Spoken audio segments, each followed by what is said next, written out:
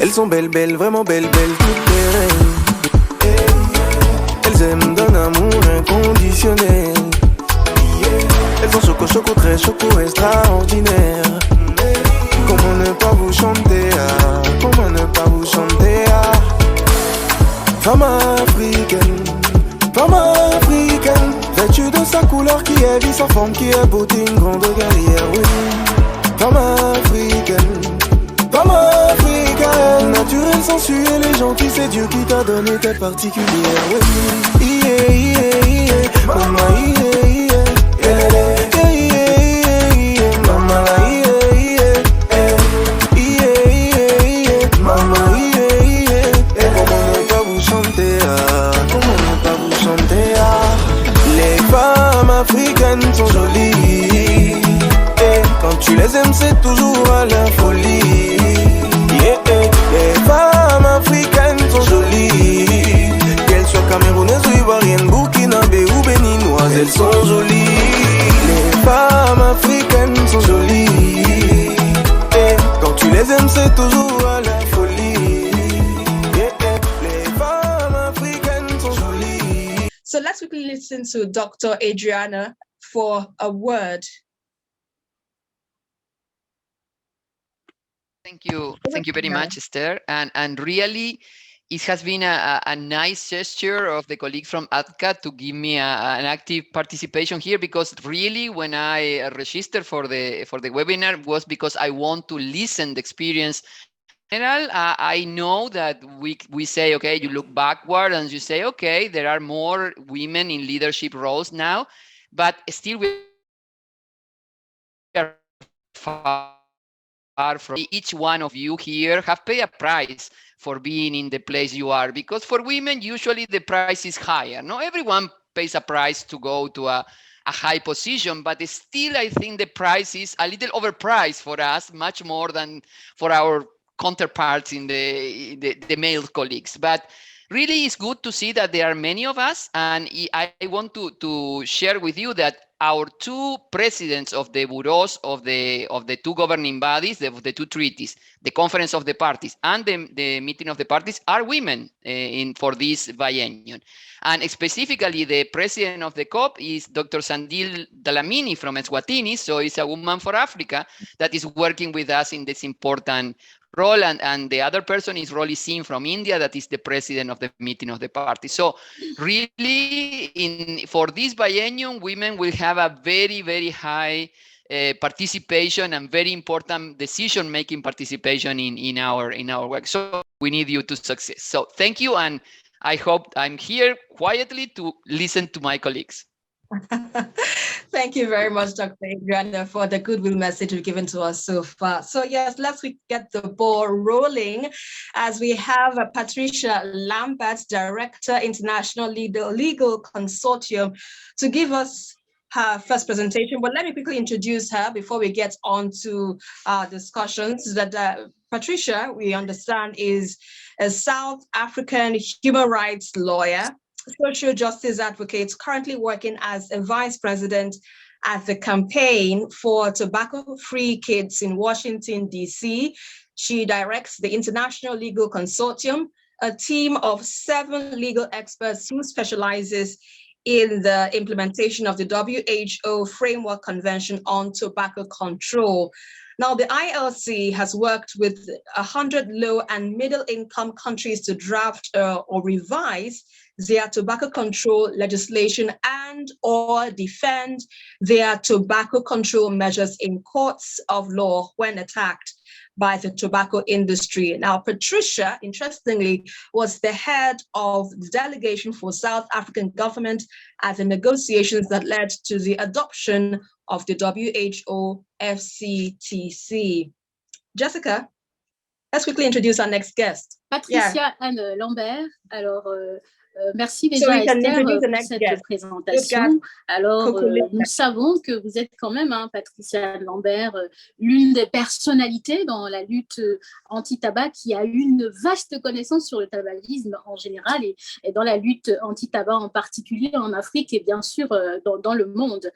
Vous voudriez bien nous raconter une ou deux histoires majeures qui quand même, au cours de votre lutte contre le tabac, ont marqué et sont des victoires obtenues au cours de cette lutte-là.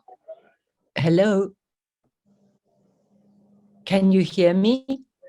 Yes, we can hear you. Okay. Voilà, maintenant je vous entends. Oui, maintenant je vous reçois I parfaitement. think what you're asking me, that, sorry, the internet is not clear. I think you're asking me for brief opening remarks. Is that correct?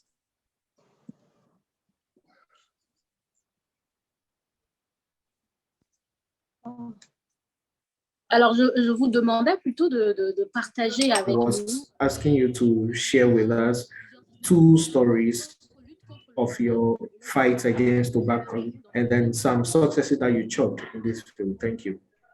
Okay, thank you very much. I'm sorry, I'm proud to tell you that I'm actually in South Africa today. So that's perfectly wonderful for me to be in my homeland. Two stories from tobacco control. I think the one that I have told some of you before is that when the FCTC was negotiated, the African women played a leading role in coalescing the African countries to speak with a single voice. And that really was a push by the women from various countries in Africa on the basis that we needed to be heard, not as different entities, but as Africa speaking with one voice. And that stood us in really good stead for the treaty negotiations, because it meant that when Africa made a proposal from the floor for a textual change to the treaty or defending language that was in the treaty, then it meant that the negotiators weren't dealing with one country or two countries. They were dealing with all 46 countries in the African region. So that really is an indication that when we band together, when we support one another, we do our best work, not just for tobacco control, but especially for tobacco control today. So I think that idea that we are one body and supporting one another is one of the lessons that I have learned from the movement. The second one, and I'm making a reference to a public holiday that will be held in South Africa on Tuesday. We have on the 9th of August an official public holiday for women. It's called Women's Day, and it commemorates a 1956 March of the Women on the apartheid regime.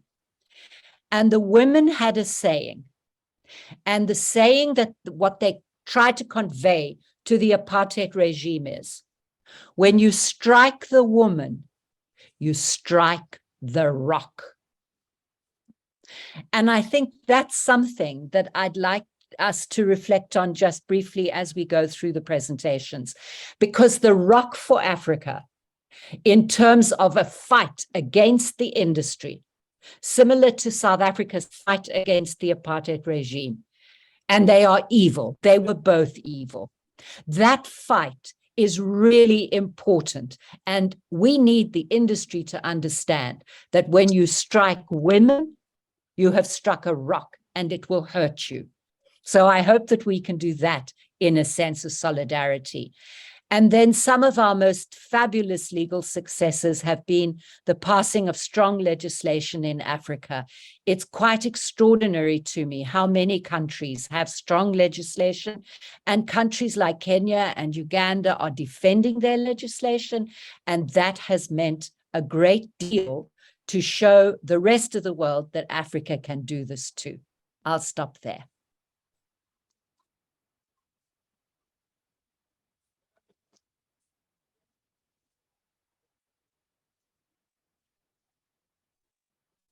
Thank you so much, Patricia, for your short delivery over there, giving us an insight on the role of women in society, particularly in tobacco control.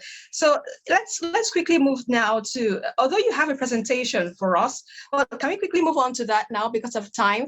Perhaps we can talk about some other things much later. So in your presentation, you're giving us on the major tobacco control achievements and the struggles. Can we have that right now? Sure. I do not have slides. I was told not to use slides, so that's what I'm doing. Major tobacco control victories for South Africa, for Africa, involve the passing of legislation where no legislation was before. And to date, we have almost all of the countries that have ratified the FCTC who are either working on or have passed legislation. Just today, Mauritius started their plain packaging to come into force today.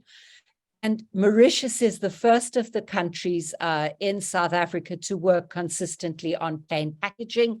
There are other countries that have as close to plain packaging as possible.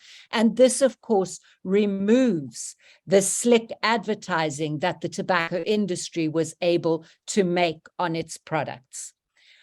A really interesting example in tobacco control comes from Uganda and the process by which Uganda passed and is implementing its tobacco control law. That was challenged in the courts on constitutional grounds and also on grounds of the Ministry of Health over legislating. The tobacco industry fought hard and fast, and the Ugandan government was persistent and eventually won that case, and that opened the way for the tobacco control legislation to be implemented. But we also have a negative side of that, not in Uganda specifically, but in Kenya is the one I chose for this example, although there are other African countries where this has happened, where the tobacco industry infiltrates parliament. And at the level at which a bill is being discussed on the floor of parliament, you will have members of parliament raising objections to the bill, and you can hear the tobacco industry in those objections, every single one. You can hear the same language, the same arguments coming from the tobacco industry. And the difficulty with that is that it delays the process of lawmaking. And that delay has sometimes been as much as 12 years between the start of legislation to its actual coming into force.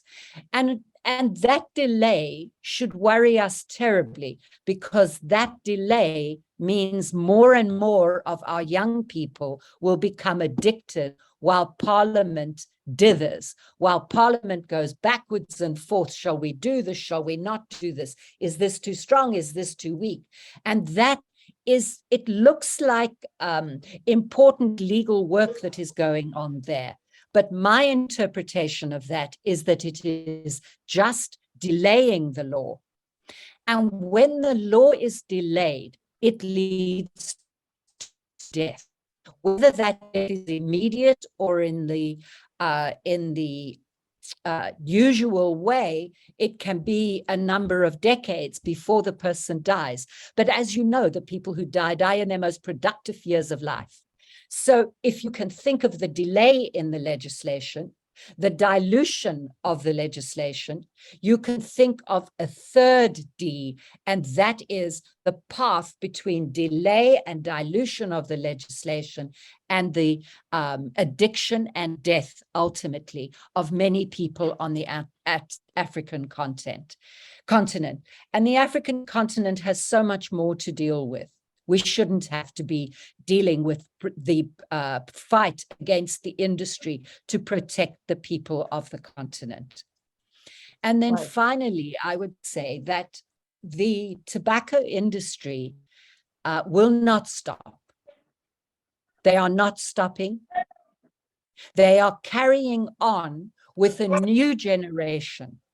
So advertising, promotion, and sponsorship that is banned in terms of the WHO FCTC Article 13 and Article 11 in combination, those articles could not have foreseen social media or anything like the way that people communicate today. It used to be posters, books, magazines, huge billboards at the side of the road. Now it is in the telephone, right next door to every person who has a telephone. So the industry is, as it were, going underneath the treaty, digging deeper and finding new ways to advertise to people, particularly our young people who need our protection. So now our big push in Africa, and I believe this should be the focus of much of our work, is to ensure that new people who are new to tobacco, are not attracted to tobacco products, whether they be novel and emerging products, or whether they be cigarettes, that the social media is managed in ways to help us not to expose young people to this kind of advertising promotion of dangerous products. Well said. Well said, Patricia. Thank you so much. Thank you. We really enjoy the revelations you've given us and the insights as well. So still on these discussions, we still have Lutgard Kokulinda Gakaruki. Apologies there. She's going to give us her own discussions on the challenges faced in tobacco control in Tanzania and lessons learned. So Lutgard, if you're there, please quickly unmute yourself. Okay, before we get, let me quickly introduce you before we get onto your discussions. Just give us a few minutes. Or I think my colleague Jessica will do just that. Jessica, over there, got the brief introduction of our panelists, Ms. Lutgard Kokulinda. Absolument. Alors, notre Yes. So our second panelist is Lutgard Kokulinda Kaguruki. She's the board executive director of the Tanzania Tobacco Control Forum. She's a former board member and secretary of the executive committee of the Framework Convention Alliance. She's also a board member of the Tanzania Non-Communicable Disease Alliance and was awarded the WHO World Tobacco Day 2010 award in recognition of her outstanding contribution to tobacco control. And Lutgard is also a board member of the Legal and Human Rights Center. She agreed to be a board member because she knows that tobacco is a human rights issue, and the center plans to examine human rights violations by the tobacco industry. So in a nutshell, this is a brief introduction of Lutgard. Thank you. Esther.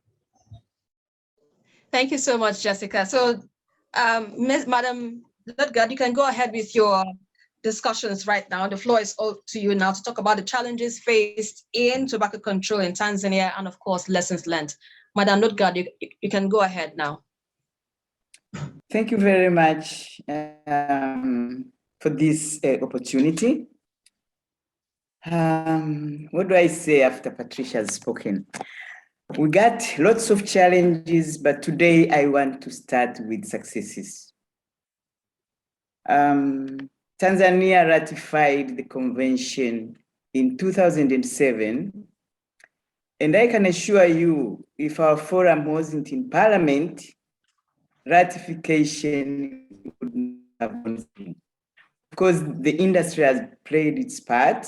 There were lots of oppositions. But then we did choose one committee, I don't remember, this is some time back, and gave a seminar to these people. And one thing that helped us was the testimony from the tobacco farmers who were lamenting about the sufferings they were going through and how they wanted to stop tobacco farming. So when we went into Parliament, when that was projected, all those who were objecting just and down, there was nothing they could do, and ratification went through.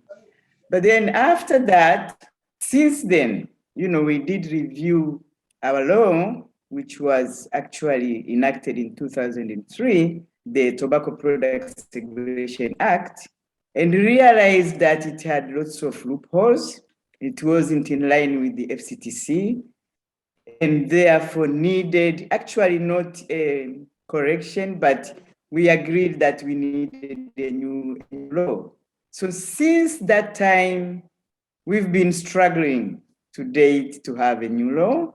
And actually, I do recall in 2017, the Minister of Health on World No Tobacco Day did send a message through her representative. We were having a rally that please go tell Madam Lutgard, come the September parliamentary session, the bill will be tabled in Parliament. And I told this lady that just go tell Honorable Minister that for the first time, Lutgard is going to sleep soundly. Unfortunately, to date, this has not happened. And of course, the industry continues to manipulate. But then the other thing we have managed to do, we have managed to form a forum of MPs for NCDs.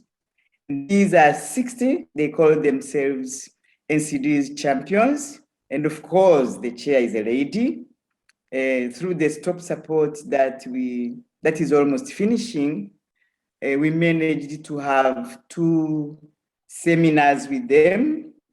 And they specifically requested for capacity building. And I would like to appreciate Dr. Adriana for sending us those booklets on the FCTC. When I sent that email, I wasn't sure whether it was going to be responded to, but to my surprise, there were the booklets through our WHO office, and these were distributed to these members, and I believe they are reading them. So these people have vowed to spearhead tobacco control, the industry influence notwithstanding, but we are positive that finally, however long, we'll get there.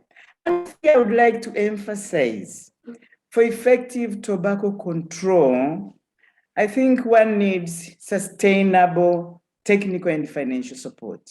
Because in 2008, 2010, when we had Bloomberg support, our forum was on top of the world. Actually, we were leading in East Africa.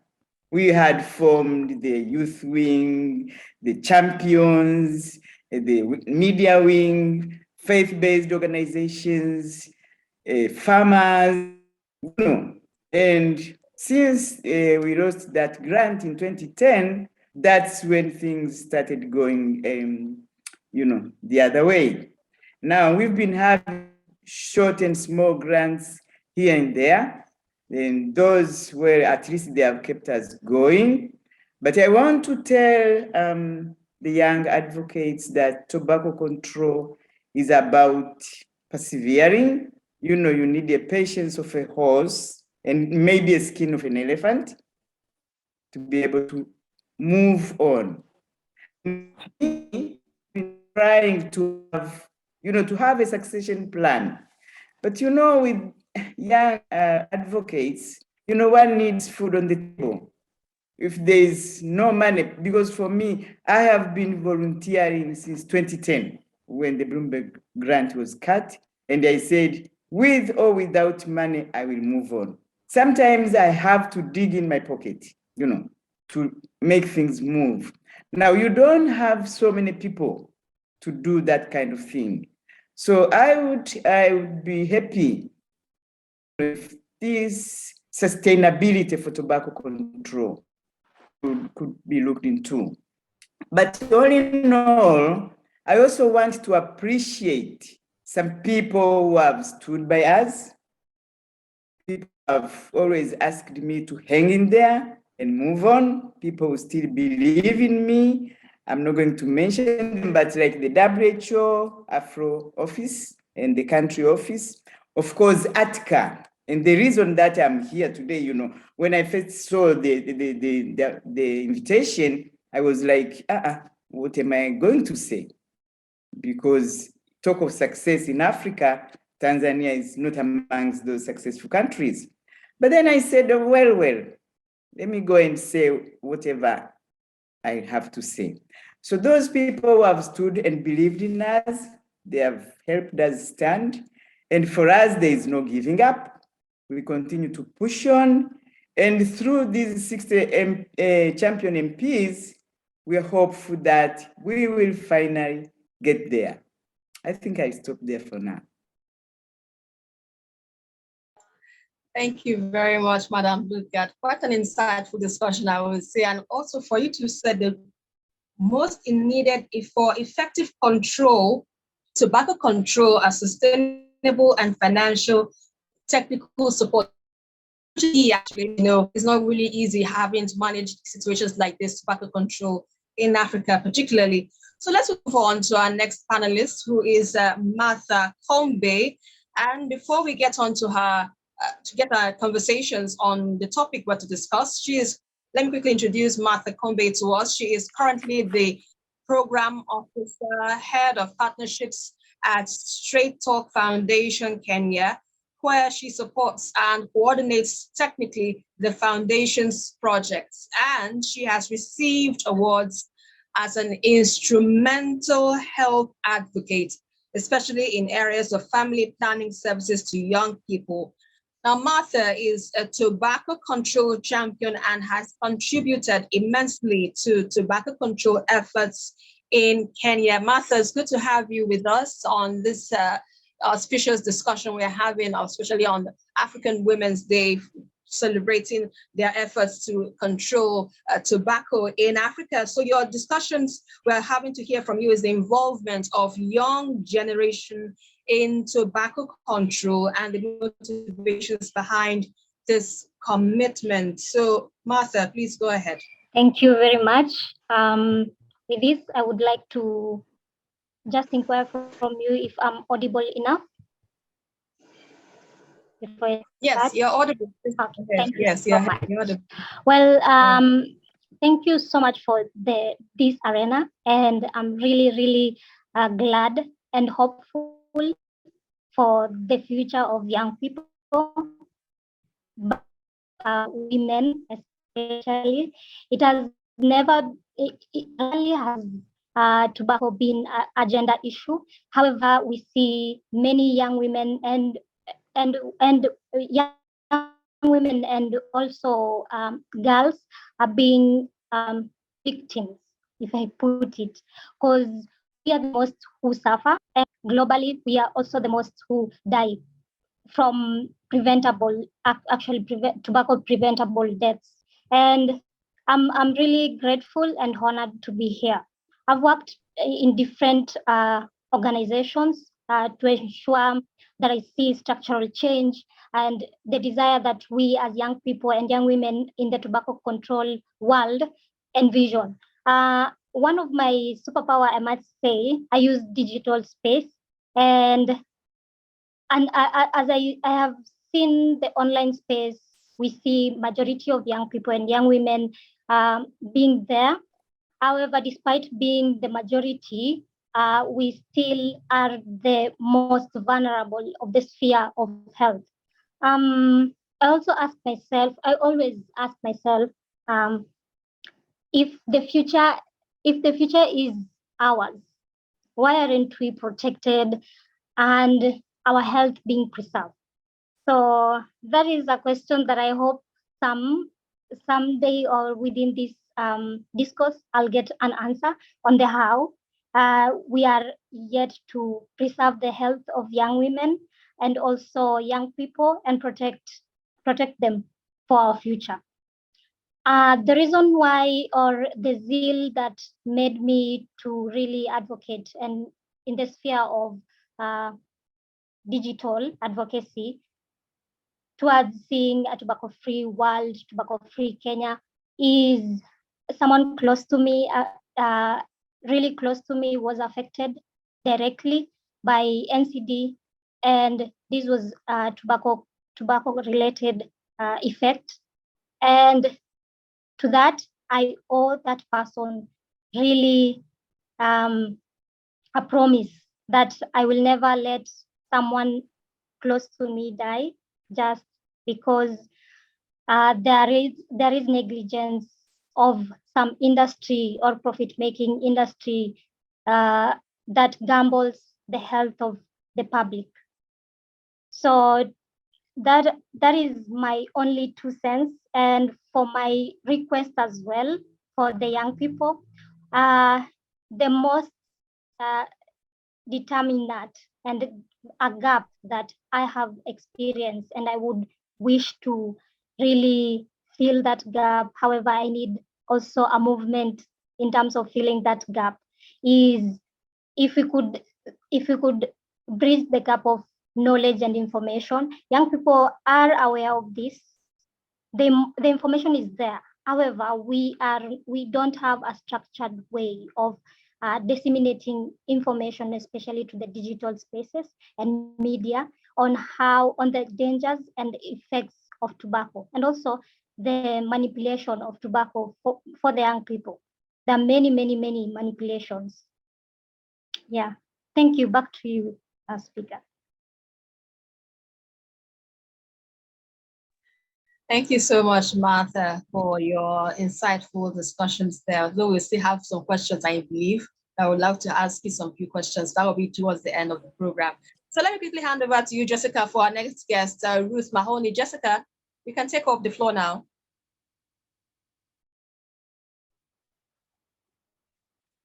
Merci beaucoup à vous, Esther. Alors, la prochaine panéliste, c'est bien sûr Ruth Mahoney. Et Ruth Mahoney, c'est une jeune militante et championne de la lutte anti-tabac. Elle est originaire de la Zambie. Elle est gérante d'événements pour Youth Advocacy Against Alcohol and Drug Abuse. Et Ruth est passionnée par le changement en Afrique et dans le monde. Et bien évidemment, elle utilise sa voix pour défendre la cause de la lutte contre le tabagisme et la toxicomanie. Avec elle, évidemment, on va aborder les principales actions qui ont été entreprises par la jeunesse zambienne en réponse à toutes les tactiques, toutes les manœuvres de l'industrie et les impacts que ces tactiques-là ont eu sur la population, sans oublier sur les autorités du pays. Ruth Mahoney.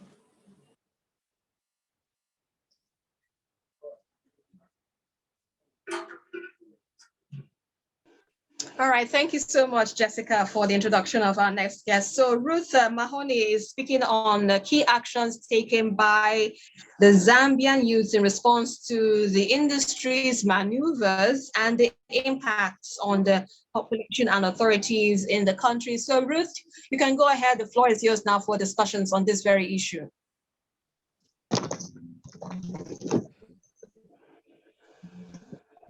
Good afternoon. Good afternoon. Thank you so much for the opportunity.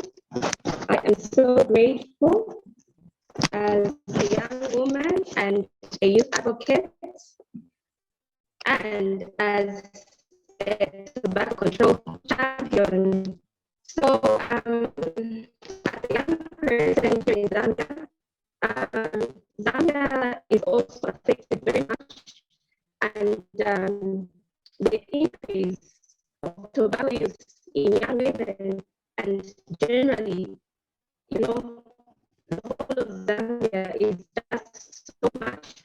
And I am very passionate about bringing change in this country, in Africa, and world over. So basically, as a tobacco control champion, we have taken a stake. We do visit markets, care salons, and different communities, you know, advocating against this use of tobacco And in my country, we are most affected, especially the young ladies. Hello, Ruth. I have to stop you for a while. Hello, Ruth. Can you hear me? Hello, Ruth. Can you hear me? No. Can you hear me, Ruth? Okay, because your network is a little bit, the network is not stable, so we can make out what you're saying. So perhaps you need to log out and log in.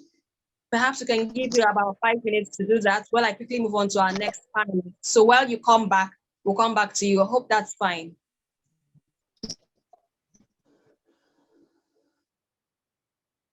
Right. Okay, apologies there. Ruth has to sort out some technicalities, the glitches. You know, of course, when we're using the internet, these are some of the things or the challenges we face when doing a virtual event. So, but let's quickly move on to our next panelist, who is Marie-Vivienne Diatta.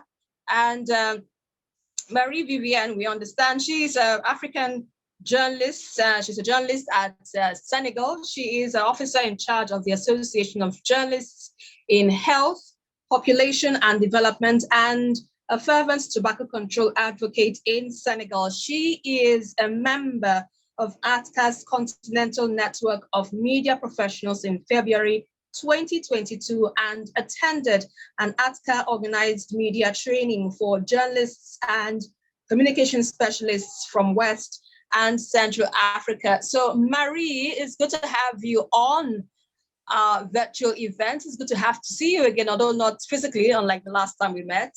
So you can go ahead with your discussions. You're about to give us an issue of media engagement in tobacco control in Senegal. So Marie, apologies.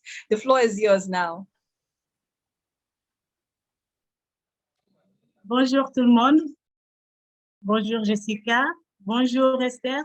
Je remercie tout le monde et je vous remercie de m'avoir donné la parole pour pouvoir partager l'expérience de la sensibilisation des médias sur l'utilisation du tabac au niveau du Sénégal. Je tiens quand même à préciser qu'au Sénégal, les médias contribuent énormément à la lutte contre le tabac. D'abord, avant le vote de la loi en 2014, les journalistes, plus précisément l'Association des journalistes en santé, population et développement, dont je suis membre, organisaient des rencontres, des ateliers pour sensibiliser sur les maladies non transmissibles qui sont parfois causées par l'usage du tabac.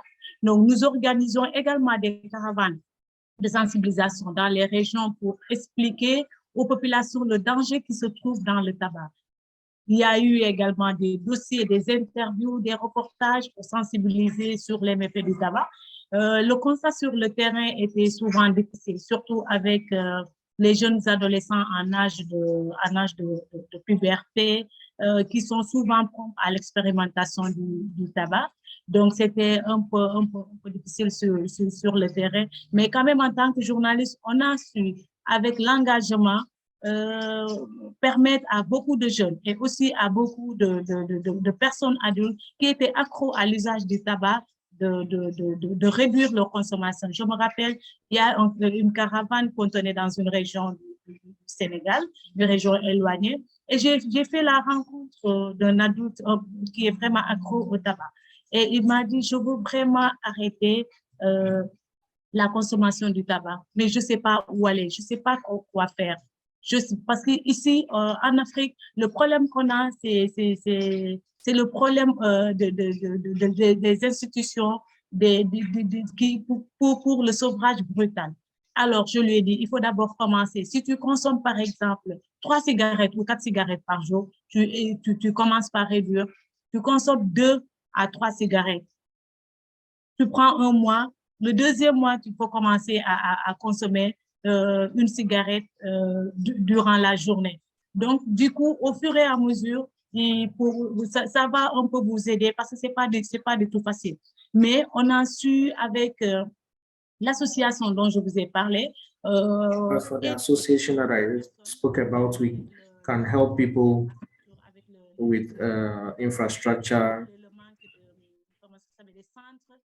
And then we have some centers, rehabilitation centers. And so we've been able to help people to do away with smoking. And so through the dossiers that we have, through the caravans of sensitizations, the reports, and even in the newspapers. And then every month I have some work that I do on tobacco. And I do this with some colleagues. So I've spoken to cardiologists, people in the economics, and other stakeholders. And so there's also some waste from tobacco use that is dumped in the environment. And we've done some work and we've been able to reduce the percentage of tobacco use. And also with the Professor Kase, who was the former president. And we've had some meetings where we had a conference on cancer, and we invited some parliamentarians to participate in this conference. And then one member, that's Mame Bayang Dion, a pioneer in tobacco control.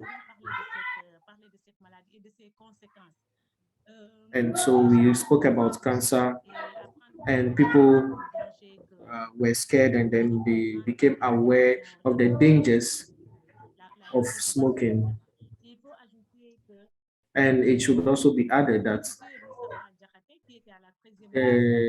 former MP, that's Mustafa Diakate, who was very interested in the law, took part practically in all the meetings, because for us it's a big fight to get the government to be involved in this fight. So in February, with all the work that the media did, this allowed in March 2014 to enact the law on the manufacture, packaging, labeling, and sale and the use of tobacco. So it is both the demonstration of the political will and also the result of long processes of advocacy and awareness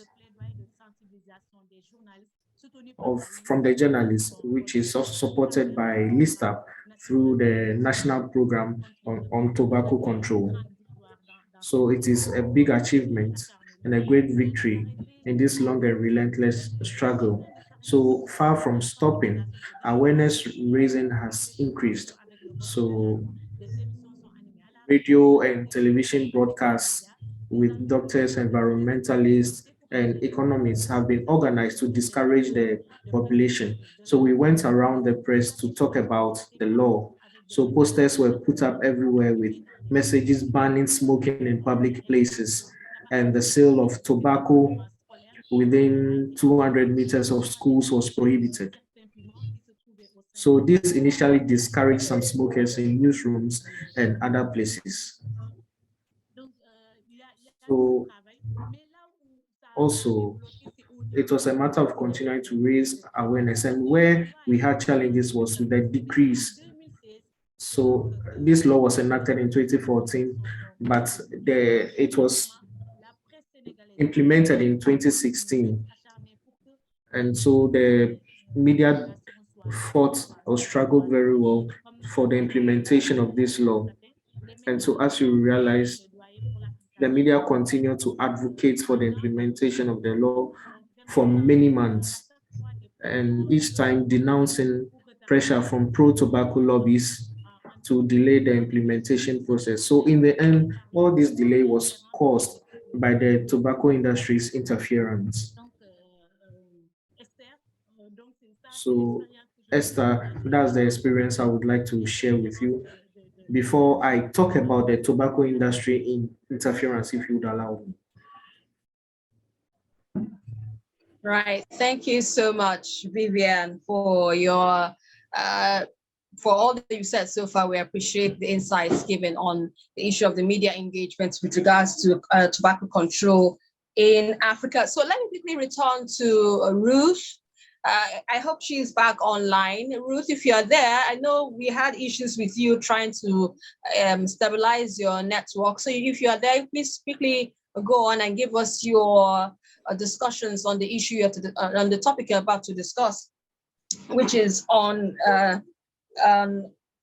the key actions taken by the Zambian youth in response to the industry's maneuvers and the impacts on the population and authorities in the country. So Ruth, you're on now. If you're on, please go ahead, because we are running out of time.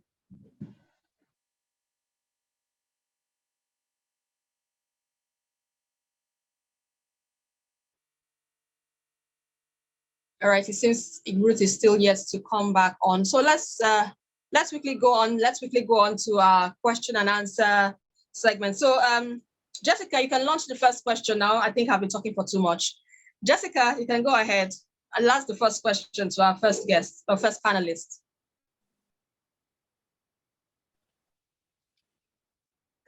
Esther?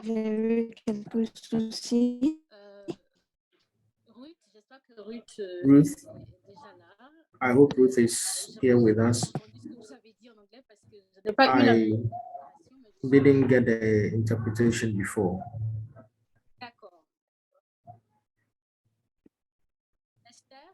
Esther. Yes, I'm here. Sorry. Yes. So I was asking the questions. We need to ask the questions to our panelists. I'm leaving the floor to you to ask the questions to the panelists. You can start with your question first.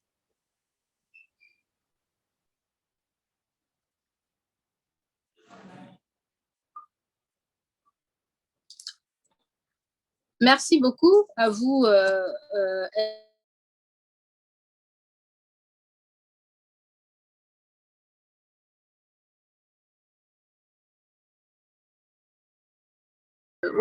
All that the media is doing in Senegal, or the struggle to be a reality.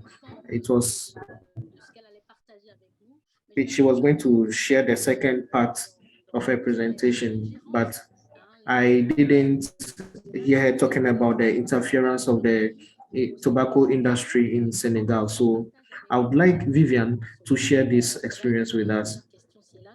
So if I could get an answer to that question, thank you. Yes, I'm here, and I'll give you an answer to that question. So as I was saying, so with regards to the tobacco industry interference, first of all, the first article of the law of 2014 of 28 March on the manufacture, packaging, labeling, sale, and the use of tobacco stipulates that the state formally prohibits any interference by the tobacco industry in national health policies. Consequently, no offers of assistance and support from the tobacco industry in the definition or implementation of public health policy, particularly in tobacco control, have been recorded. So this is noted in the interference index report carried out by LISTA through the National Program on Tobacco Control. The report also shows that the government does not accept, support, approve, or collaborate with the tobacco industry in legislating against tobacco products or defining public health policy. And that's a problem because we realized that in 2020, as part of the first COVID-19 fund set up by President Macky Sall to fight the COVID-19 epidemic, the government received a donation of about $1.6 million, that's 1 billion CFA francs from the Mauritanian billionaire Mohamed Ould Bouamatu, who made his fortune selling cigarettes. And this was denounced by the press. That was in 2020 because it was very obvious and we were not expecting that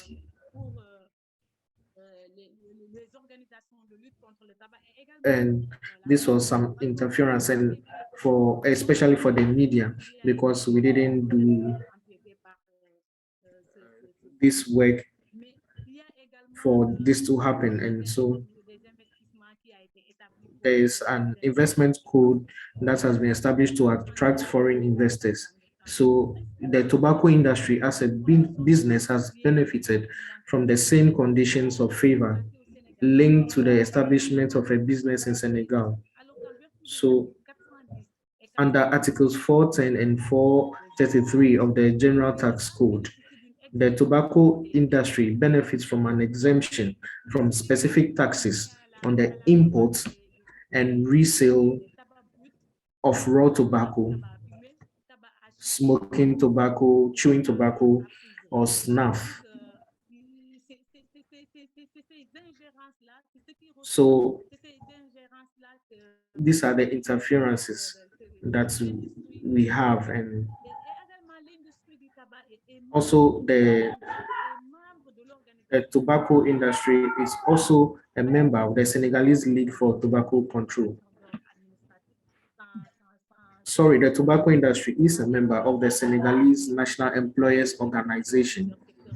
As such, there are administrative interactions with several sectors of the government, notably the Ministry of Economy and Finance, Industry and Trade. And today, there is very little information on the existence of a statutory requirement for the tobacco industry to periodically provide information on tobacco production, manufacture of tobacco products, market share, marketing expenditure, revenue, including lobbying, charitable activities, political contributions, and any other activities. What is certain is that the government is passive and silent when it comes to requesting the tobacco industry to periodically submit the above mentioned information.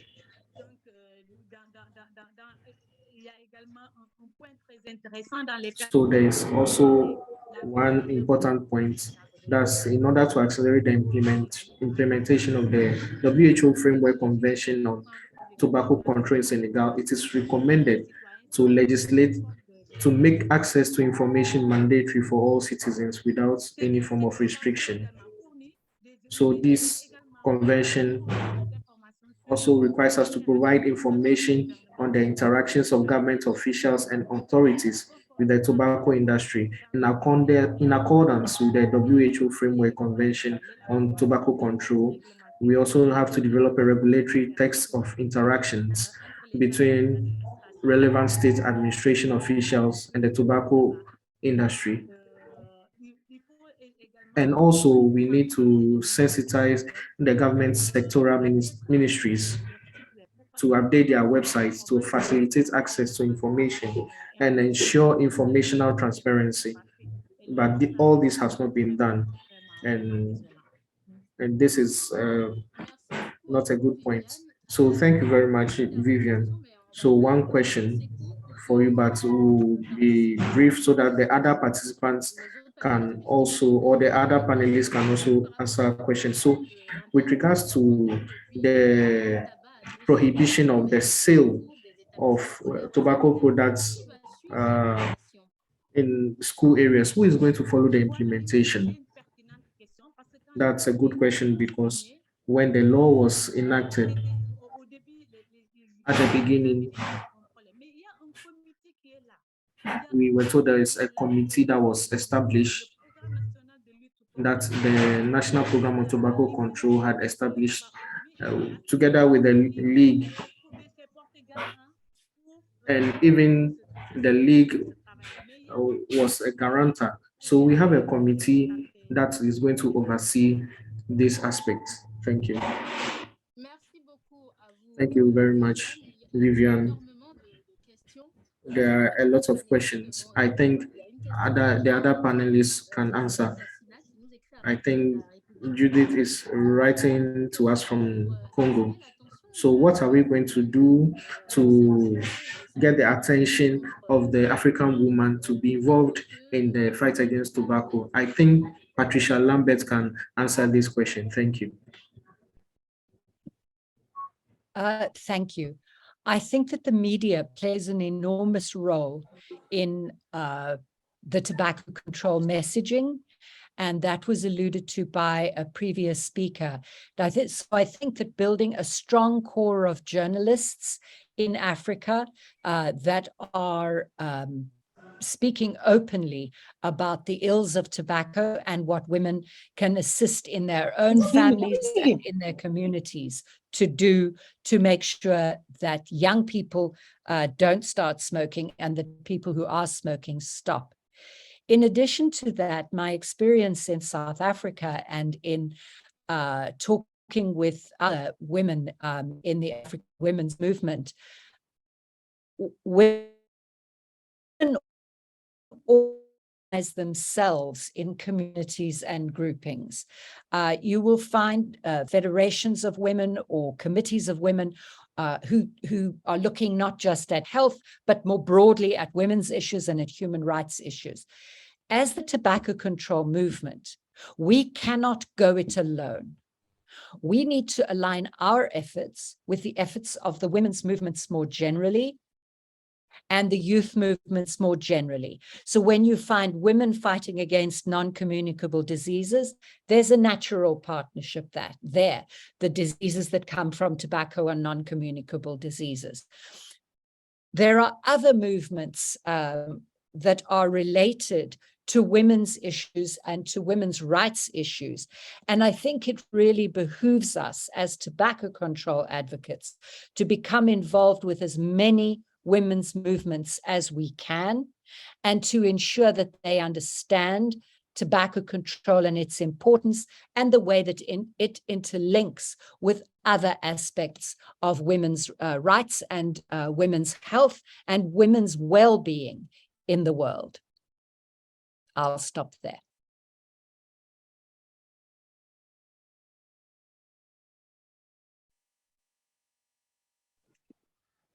Merci à vous. Merci à vous. Thank you very much, Patricia Lambert.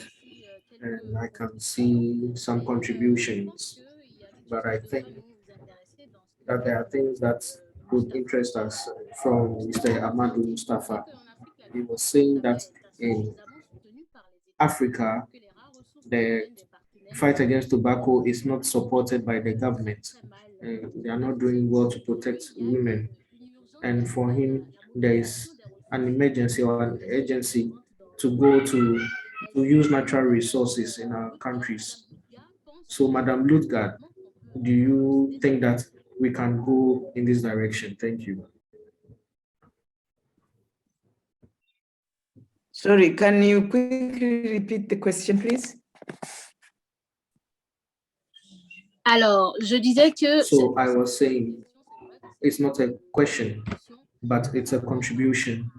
But that should be considered. So in Africa, the fight against tobacco is not sufficiently supported by government, and the resources come from the partners that are not well distributed. And so can we use the natural resources that we have in the country? Can we use those resources to control tobacco? Thank you. Oh, thank you for that question. I'm not sure whether I'm the best person to answer, because personally, I have tried. You know, it's all about political will, because we do know of African governments that support tobacco control. For example, but as for Tanzania, you know, even within the national budget for the Ministry of Health, there's no money for tobacco control. So from government to support the CSOs, it has not been easy. And I have tried, you know, different avenues. It has not been easy. But I think for Tanzania, mostly is the interference of the tobacco industry. Maybe somebody from an area where there isn't so much interference and where there is political will could answer the question better. I don't think I'm the best person to speak on this one. Sorry.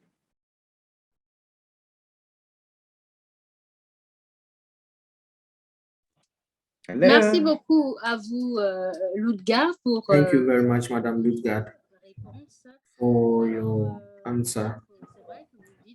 It's true that you are not the appropriate person to answer this question. There are other questions in English. So Esther, could you please read the questions in English? Of course, Jessica, I will definitely read some questions in English that I have here with me. I have one from, apologies, let me quickly put on my camera. Just trying to do that right now so you can see me. Right, yes. So just give me a few. We have some questions already from Mr. Sesu Lons, who happens to be a member of the Atka family. And his question is to Martha. He wants Martha to give examples where women in Kenya, regardless of their age or their contribution or their own collaboration with men, can be associated with certain successes in tobacco control in Kenya. So Martha, we need you to give us your take on this aspect. Thank you so much for that question. I must say, as young people and as young women, we have different conflicting factors that limits our effective participation in advocating against tobacco within the country. And especially young people who, we see young people how we are within this different phases of development. We are now incorporating into the world of economy, into the world of knowing ourselves more, and these conflicting factors, including family, cultural, limit some of the ways of which young women can really gather together and form effective ideologies or effective insights into the fight, into the strategic fight against tobacco. However, despite all these challenges, we still have efforts with allyship, like the Tobacco Control Alliance Kenya, the International Legislative Affairs, the Ministry of Health, also the WHO Kenya has really impacted in terms of building support and movement of young women together with men. However, there's no that alignment for women specific interventions or gathering for this for advocates. Within this allyship, we have gathered a lot, because the Tobacco Control Alliance is an alliance of different organizations, different youth-led organizations of which women are part of. Through these spaces, we have strengthened our skill set in the relevant field of tobacco advocacy, including resource mobilization. Also, apart from local resource mobilization, we've also gained skills on effective monitoring, the monitoring results, and also bringing into aware of how we can disseminate and contextualize information to the grassroots. Because as I mentioned earlier, the main gap is information to the grassroots. And without this information at the grassroots, the tobacco industry really leverage on the ignorance and the gap in information to lure young people and also adults and children into utilizing these the tobacco products. And for me, those are the spaces that we leverage on. However, as a recommendation and as a dream for young women, we envision a space for our own, a space where our voices are heard as women and gender specific. So thank you so much. Back to you.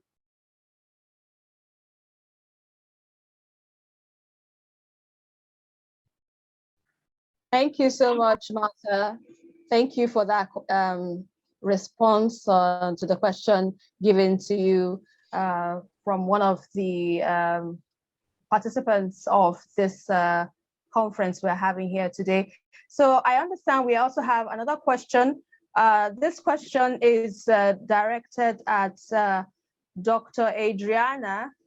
So Dr. Adriana, this question is coming from Brenda Chitindi, and she's asking, how can women in tobacco control be supported, both technical and financial? We have tried as women to strike the tobacco industry interference, and Lutgard has said it all, that we go deep into our pockets because of the passion we have. So Dr. Adriana, she's trying to understand, how can women in tobacco control be supported, both technical and financial? Okay, technical is always easier, okay, because we have resources both with us, the Convention Secretariat, and with WHO. You know that WHO and us are two different entities. We are hosted by WHO, but we are a different entity from them. But both entities has a lot of training materials and possibility of support. And also in the NGO community, there are very, very good materials, and Patricia can speak about the things that TFK is doing. So the technical part, not so difficult. Sometimes is to find a way of gather people, and specifically now that we have the possibility of this kind of webinars that don't imply so much cost, because beyond translation, there are not other costs. We can, in a way, find a way to support you. Financial is more difficult, and coming back to the comment that other participant made about the need for domestic investment in the countries. And I think that it's important to convince countries that tobacco is a developmental issue, okay?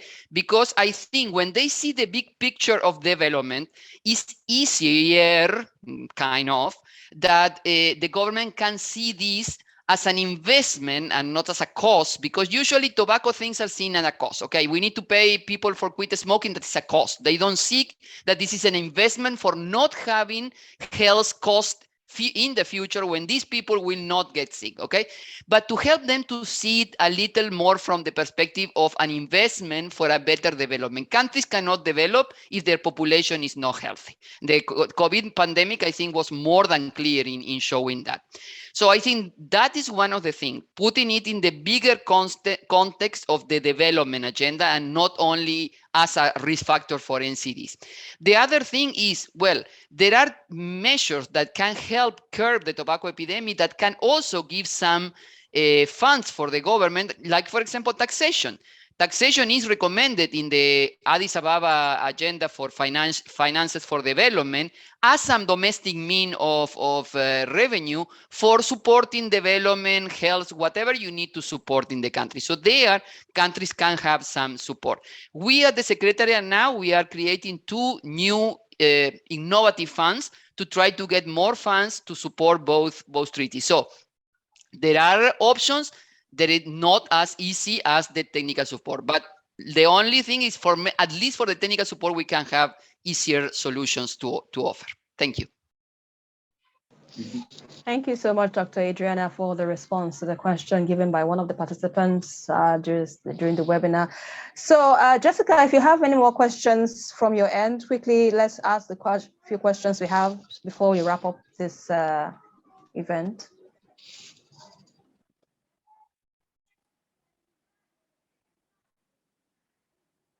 Merci beaucoup. Alors, il n'y a que des contributions. Thank you very much. We only have contributions in the Q&A, and we don't specifically have questions that are directed towards our panelists, but I can see one question from Bai.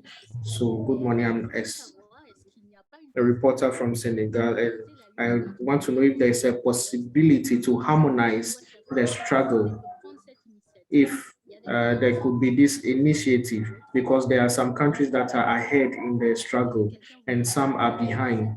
So can someone answer this question? Because Dr. Adriana is here, maybe she can continue with this. Thank you.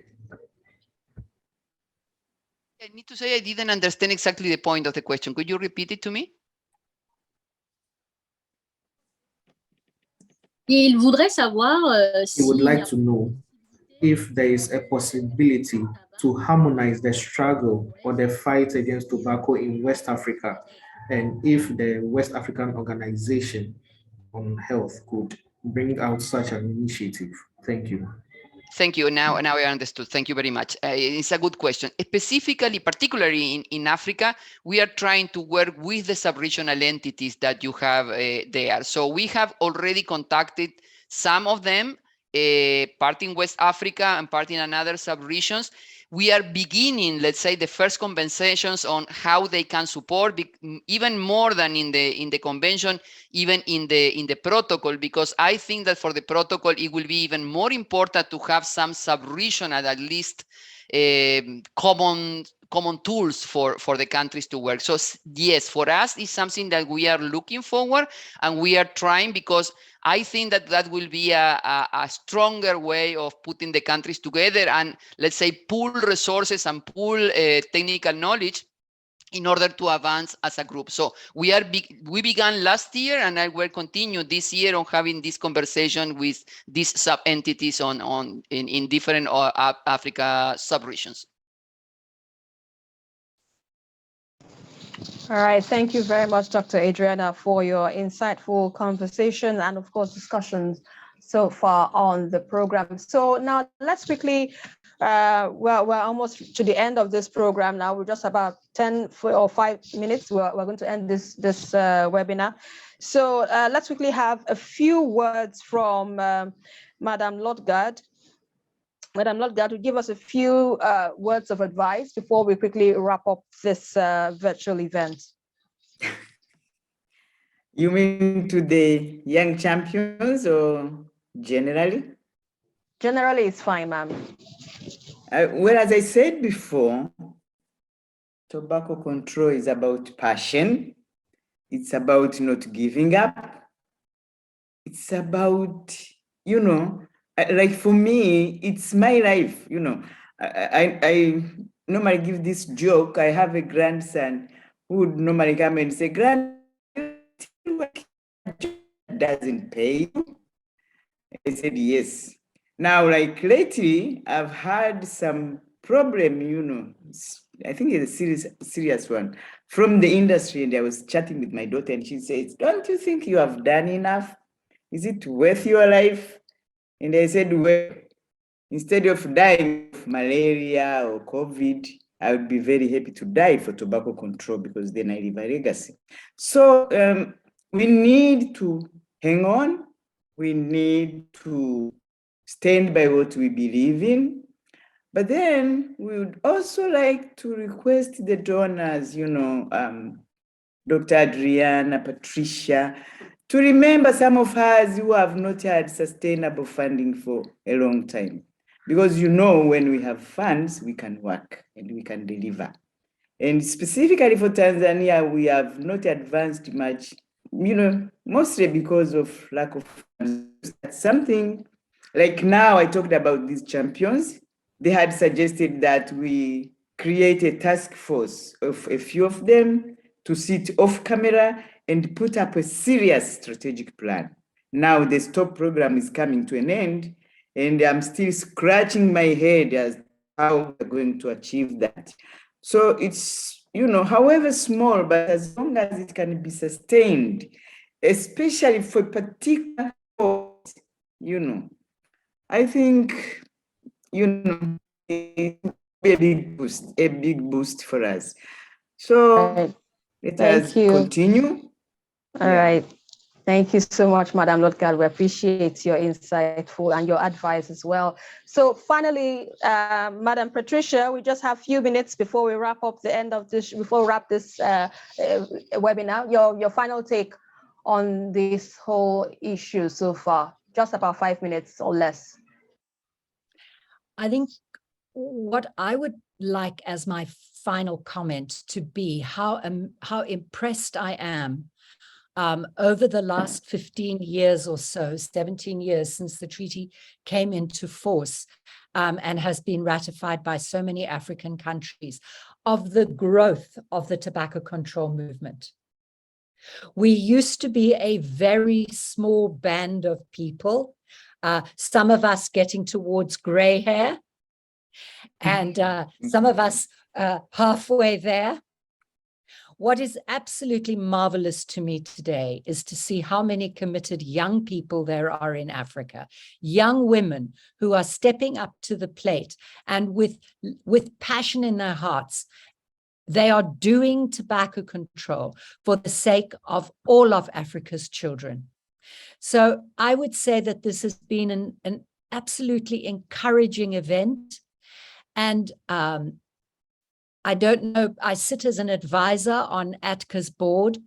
And so I am aware of how many countries in Africa are becoming involved, how many organizations in Africa are becoming involved in tobacco control for the good of the continent, for the good of their own countries, for the good of their communities and their families. So I would say in summation then, let us keep up the good work, let us maintain the passion, and let us not be tired, so that everybody in the tobacco industry knows that when you strike a woman, you strike a rock. Brilliant. When you strike a woman, you strike a rock. And indeed, women, you know, we really are the center of nation building. And so we need to hold ourselves together so that we can make a difference in our society, in our communities, in our country in general. Thank you so much, Patricia, for giving us your summation about this webinar. So Jessica is back. So Jessica, just quickly give us a summary of what we've done, the concluding part of this webinar. Just give us a summary of everything we've done so far before we wrap up this event. Absolument, absolument. Yes, absolutely. So thank you very much, Esther.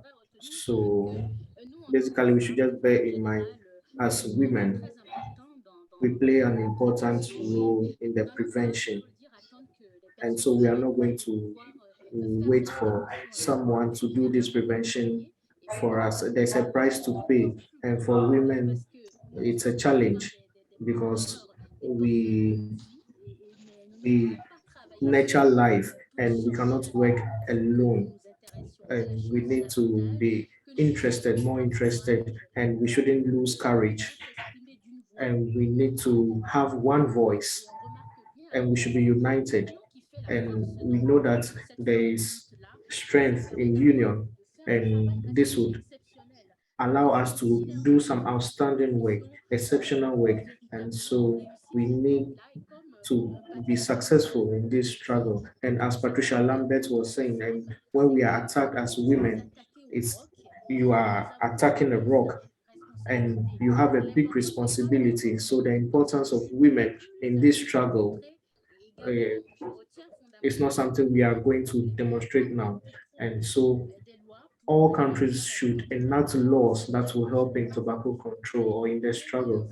It doesn't mean there are no challenges, but we need a lot of courage and we need to be interested in everything that has to do with the laws, because the lives of the youth is in danger, or the youth are in danger. And so we need to learn from the experiences that the panelists have shared with us. And so these are very important elements that they've shared with us that would help us in our struggle. And so we need to mobilize all the skills, all the expertise, so the journalists, everyone involved, and also ATCA and other organizations that are supporting this struggle. And also, I loved it when Madame Lutgard said that we need to have an elephant skin to persevere in this struggle. And so I think we need to encourage each other and then get the youth involved, because it's very important for them to be part. And Matakombe is a perfect example, and also Vivian. And also beyond this, it is also important to get men to support us in this struggle.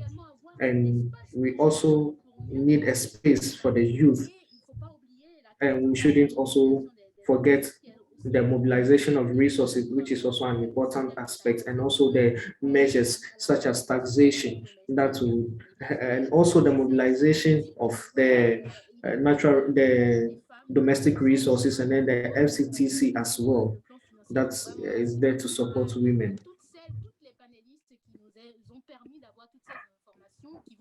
Sorry, we can't get the speaker. Bien cette lutte-là, avoir le courage qu'il faut, parce qu'il faut reconnaître que malgré les résultats qui sont perceptibles dans le secteur, de temps parfois vous êtes découragé parce que quand vous voyez toutes les tactiques qui sont de nouveau engagées par l'industrie du tabac, ça peut faire peur et ça peut faire freiner les élans.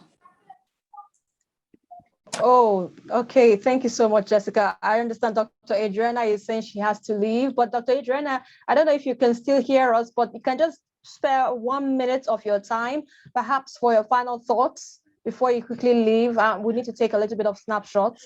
Apologies for the time we've taken.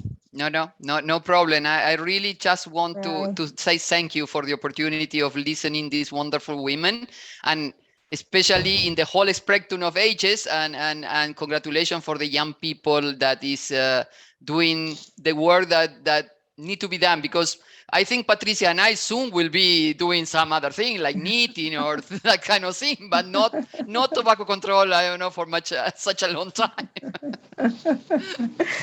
All right. Thank you so much, Dr. Adriana. So before we go, please, we need all of you, everyone, the panelists, participants, everyone, to please put up your videos so we can take a little bit of snapshots. And when we're done, we can call this a wrap. So please, everyone, put on your videos, your camera. We need to see you so we can take a screenshot. Ruth, I understand you're online. Apologies, we couldn't take you because of network issues. And so for the others who are yet to put on their videos, please do that now.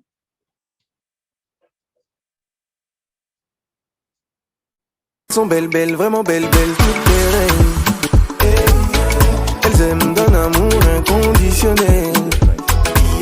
Elles sont choco, très choco, extraordinaire. Comment ne pas vous chanter, comment ne pas vous chanter, Femme africaine, vêtue de sa couleur qui est vie, sa forme qui est beauté, une grande guerrière, oui. Femme africaine,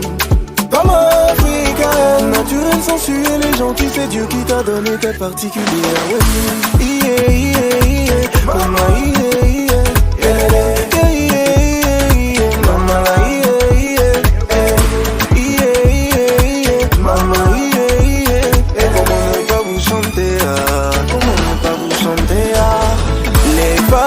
africaines sont jolies, quand tu les aimes c'est toujours à la folie, Les femmes africaines sont jolies, qu'elles soient camerounaises ou ivoiriennes, burkinabé ou béninoises, elles sont jolies.